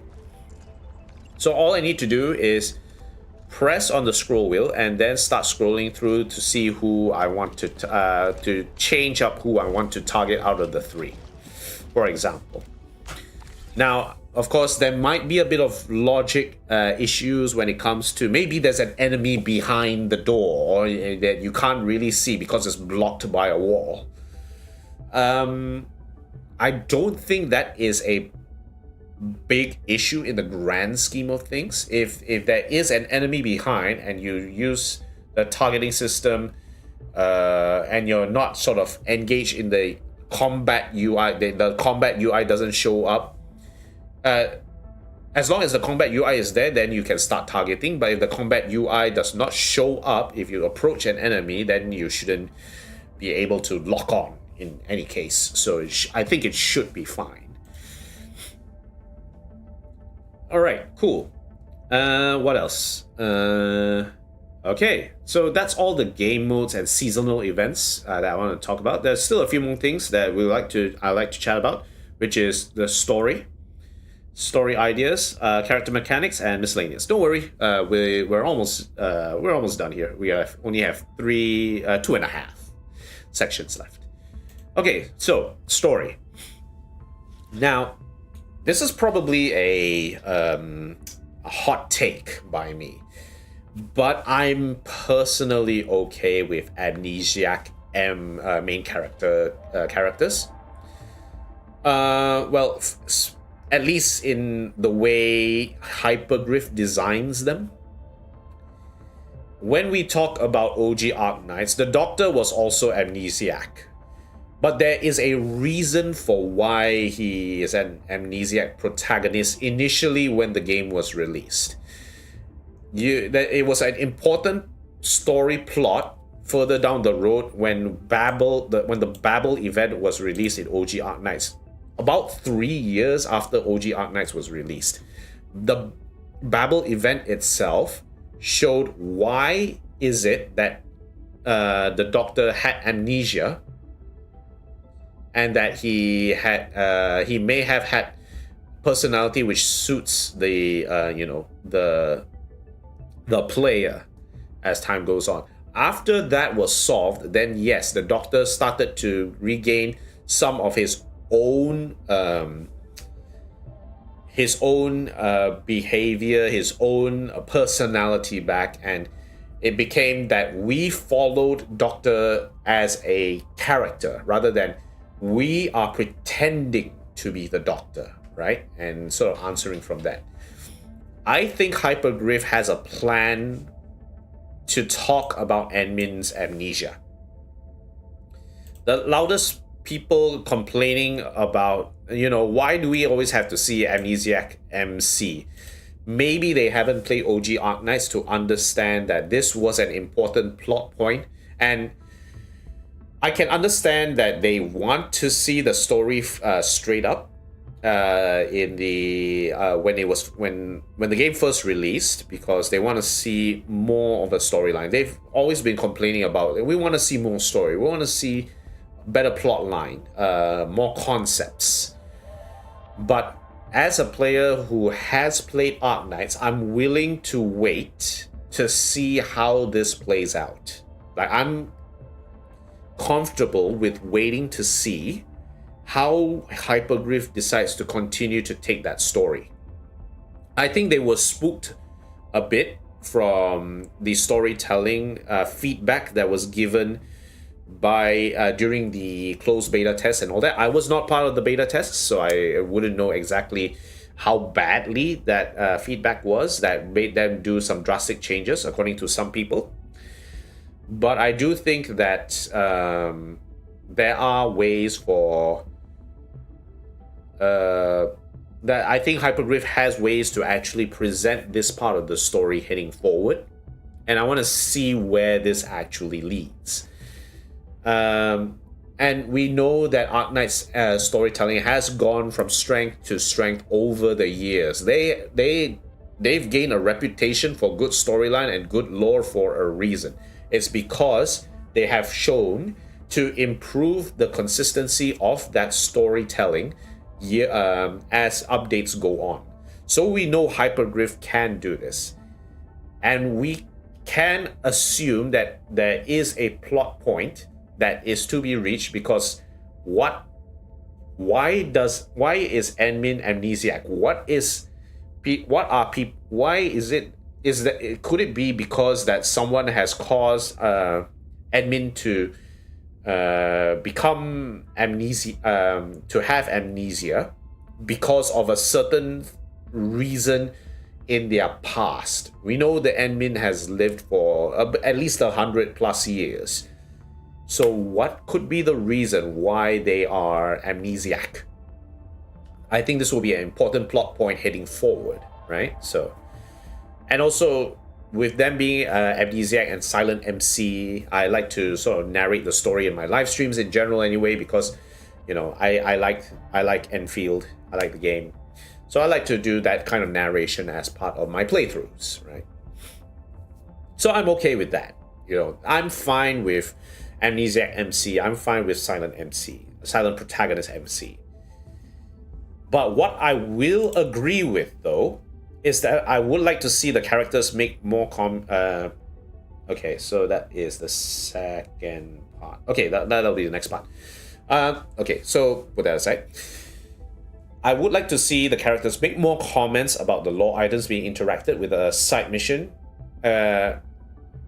is being as the side mission is being progressed. So if we, for example, if we are traveling through Sword Vault Dale with Chen Qianyu, and then we reach the vault in the middle at the end of it, we see all these notes and all these learnings about culture from Terra and etc. etc.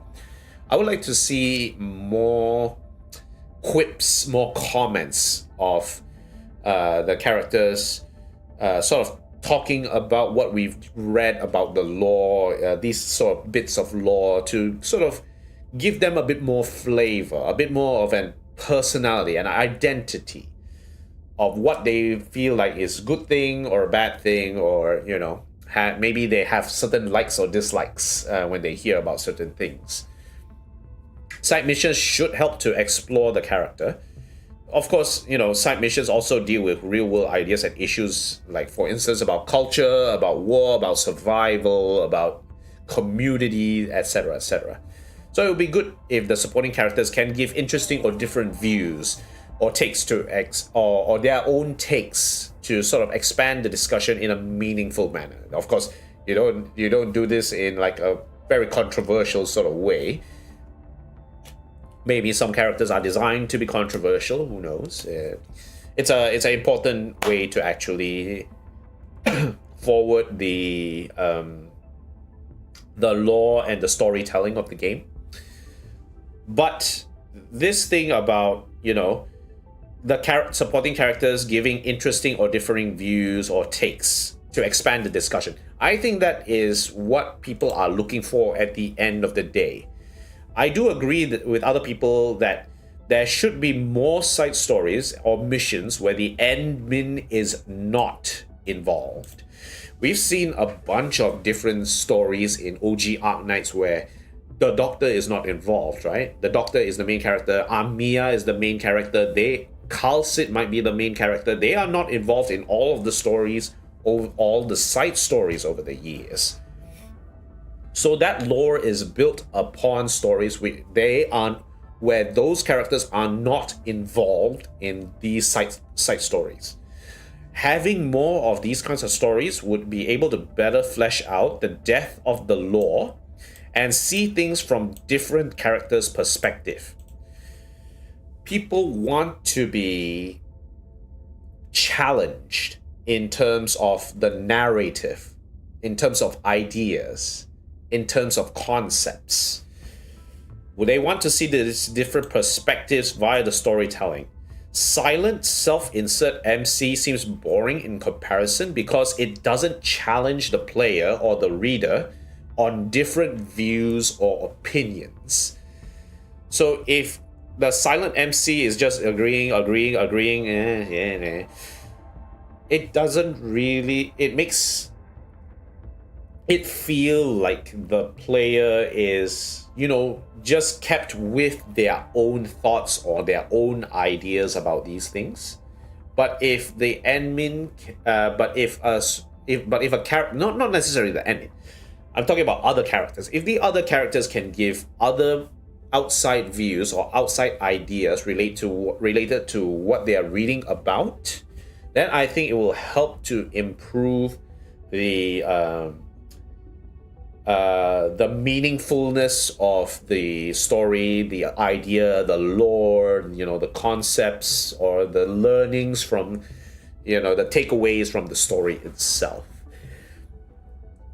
We see that a little bit in Camille's traversal through his mind, trying to figure out what is the deal between him and his brother Char. We would like to see more of that. We would like to see groups of other people or other characters sort of working together to try and solve a problem or to try and go through a journey. I think it will be very meaningful. I think a lot of people are looking for more of these kinds of stories, and I do want to see more of that. I think it will be good. It'll be a good way to sort of improve the storytelling of the game itself, as well as building the lore. I think it'll open up more ways to actually explore, introduce the lore, introduce the people, introduce the setting. I think it'll be good. Okay, so that's my ideas for stories without admin. But I also have an idea for a new kind of story format. Now, not really a format, but a story idea. I want to see more characters in the game. I like to see more reconveners in the game. So we already have the 5 current reconveners in the game itself, but I'd like to see more. And I would like to make things a little bit spicy when it comes to that. So let me explain. So let's say there's a storyline where the admin somehow ends up exploring the simulated universe for a time. I don't know how they end up there. There might be a plot around how they enter or the sarcophagus or come out of the sarcophagus. Maybe that gives them access to the assimilated universe or something like that. Who knows? I don't really care about that. But this is the most important point. While they are in the assimilated universe, they will see many different memory shots of different characters, and those memories reflect characters that were in OG Arknights. Those characters could be playable characters, non-playable characters, could be dead characters, could be characters that were alive in the game. All sorts of different ideas there.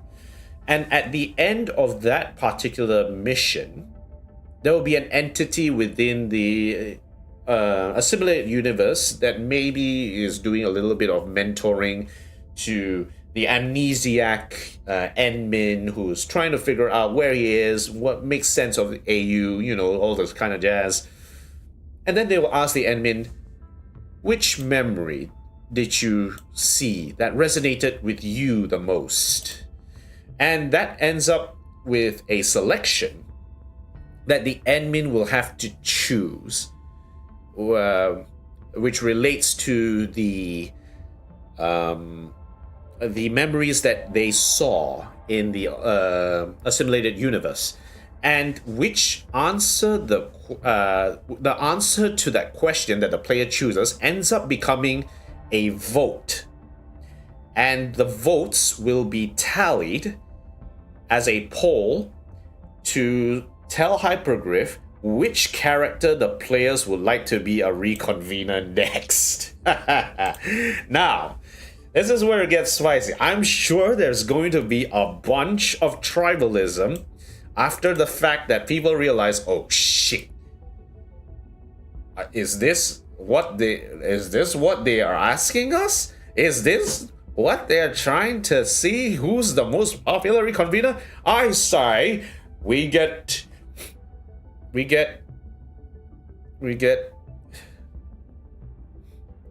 Frostnova. Frostnova, no, why did you have to die? I want Frostnova. No, Frostnova, please come back. Let the chaos seep into the people and let all hell break loose. I appreciate that sentiment. Yes, sure. The eventual person who is going to be voted in, the other people will feel very bad. I can see that possibility, and I can see possible toxicity happening around that particular area. But I want to see chaos. I want to see chaos and complete drama. This will drum up a lot of interest outside of the usual group of people who are currently playing Endfield. I think this could be it's a double-edged sword, but I think it could pay off. This will drum up a lot of controversy, but also a lot of interest. And I think it could pay off in spades if they do it well. I would like to see this. Okay? Alright, cool. Alright, last two things on the agenda. Character mechanics and miscellaneous. So, character mechanics. What would I like to see in future characters in Endfield? Okay, so some of the simple ones. I want to see other interesting character designs and backstories. Weird and wonderful designs like, the future mecha idol. Now, those are interesting. I want to see what other kinds of characters will be thrown into the mix with the storyline. Sure, maybe idols don't really fight, but have you seen Haruka? That gal can beat up ninjas like no one's business. Yeah. Want to see more of that, okay? We definitely need to see a nature main DPS or carry character. Some people are wondering whether or not Arcane will be that character, or maybe the Sui proxy will be that character. We definitely need a main DPS, a nature main DPS character. I would also like to see the character, if it's going to be a nature character, I would like to see them utilize corrosion more effectively. You can actually extend the duration of corrosion with more corrosion stacks. So I would like to see more of that as part of the strategy of that particular nature DPS or nature character that might come up. I think it will be a good way to see how people sort of blend that concept together. I want to see more of that. And also, I would like to see more 4-star and especially 5-star characters. We want to see lower rarity characters being introduced in the game. We know how strong some 4-star characters and 5-star characters are. We want to see more of that. And we want to see crazier loadouts of teams in that system.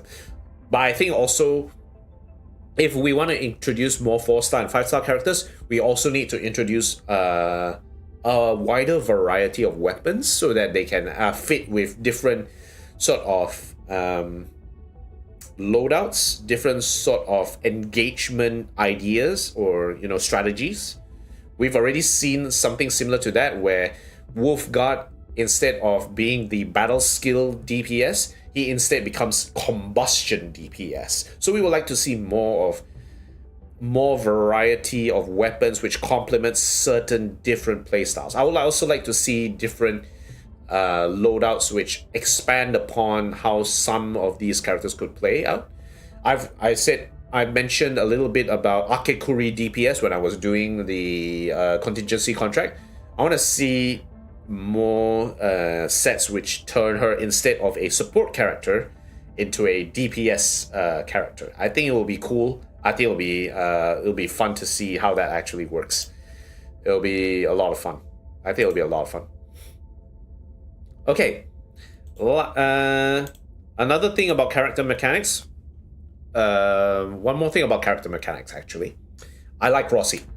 I like her concept of being a bridge between arts and physical. Specifically, her function is that she takes arts and turns it into physical for the physical payout.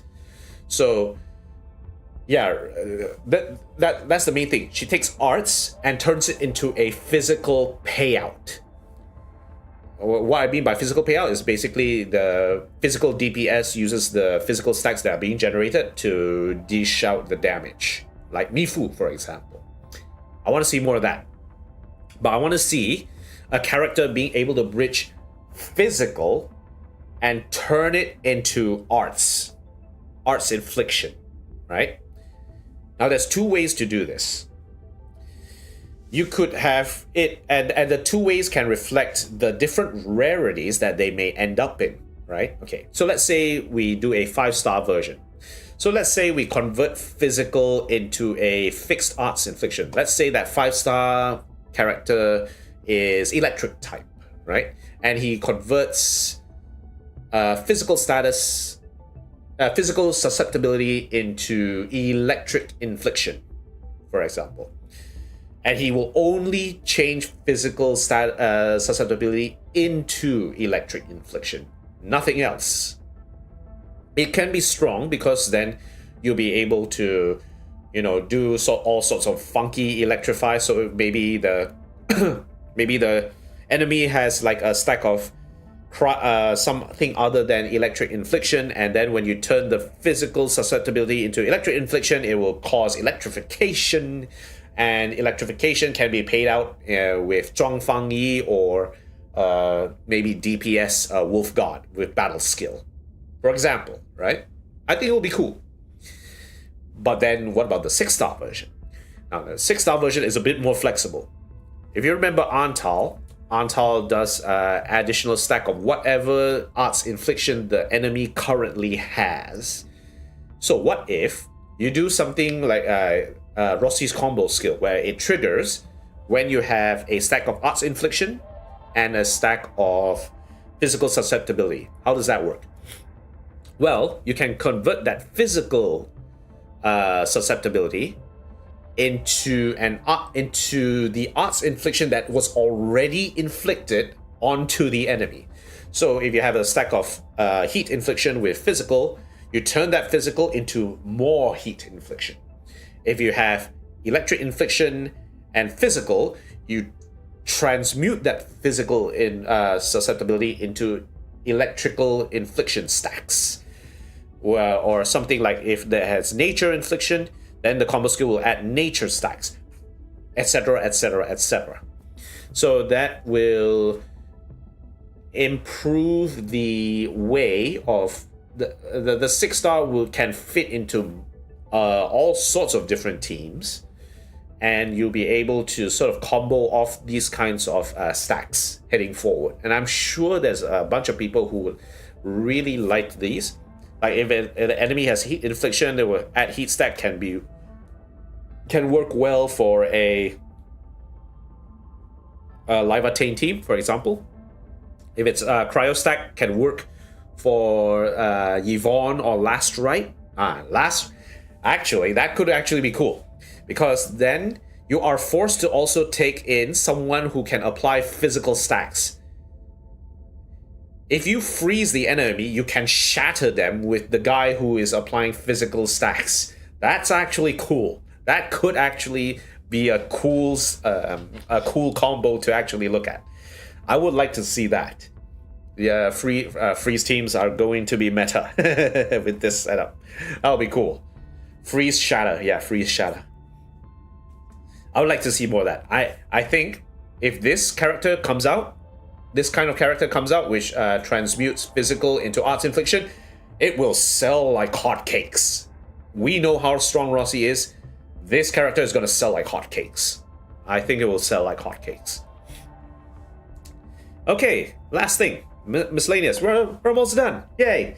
Okay, have the chats around DJang rotate. Yeah, we are not going to do this again and again, where if we walk out all the way to the friend panel, all we hear is the same chat about... Got any insider news? Come on, don't make it a secret. I heard Miesco Industries just released a... It's always Miesco Industries. Come on, I want to listen to other people talk. Rotate the people around once in a while. Come on. I want to see more of that. That's just crazy. Come on, you can do that. Come on, Hypergriff. You don't be cowards. Rotate them. Other than that, I want to see Edge Space Salvage be better, but I don't really know what kind of ideas to put there. I really don't know. I really don't know how to make Edge Space Salvage better. It's just there. I'm sure the devs are looking to do something about it, but I really don't know what to do about it. I don't know. I really don't know. And of course, I like to see more endgame stuff. I'm hoping to see what they decide to do with, making like more late game as well as replayable content in the future. I'm very excited to see what they actually sort of cook up, and maybe who knows where this might actually lead. Okay, so that is my list of feedback for version 1.3 and what I would like to see heading forward in the future. This has been quite a bit of a chat. I didn't realize that I took like an hour and a half to actually speak through everything. I thought this was gonna be done in like half an hour, but I'm just basically yapped my pants off. And also, I will be copying the link. Okay, so let me just do this real quick. Copy the link.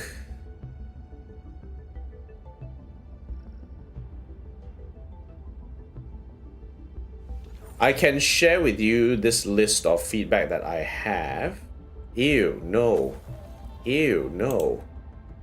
Ew, no. Share. I don't want to share it to everyone. Come on, man.